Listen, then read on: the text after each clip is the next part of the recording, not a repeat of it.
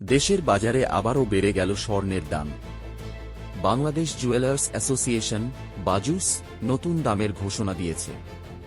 ভরিতে 1,02,403 টাকা বাড়িয়ে 22 ক্যারেট স্বর্ণের নতুন দাম নির্ধারণ করা হয়েছে 2,10,570 টাকা।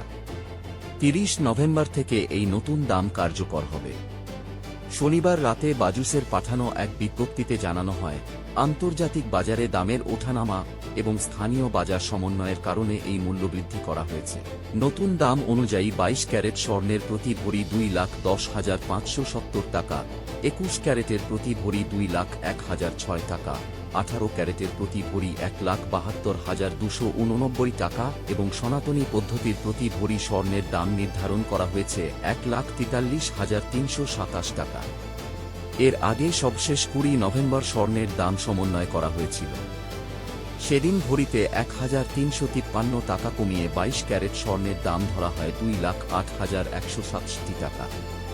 কিন্তু মাত্র কয়েকদিনের ব্যবধানে আবারও বাড়ানো হল দাম।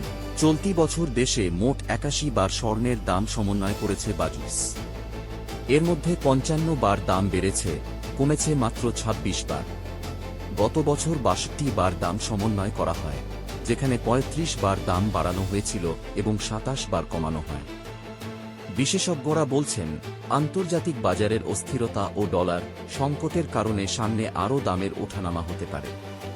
অন্যদিকে ক্রেতারা বলছেন, ঘন ঘন দাম পরিবর্তনের কারণে পরিকল্পনা করে স্বর্ণ কেনা এখন কঠিন হয়ে পড়েছে। দেশের স্বর্ণবাজারের পরবর্তী আপডেট জানতে আমাদের চ্যানেলটি সাবস্ক্রাইব করুন।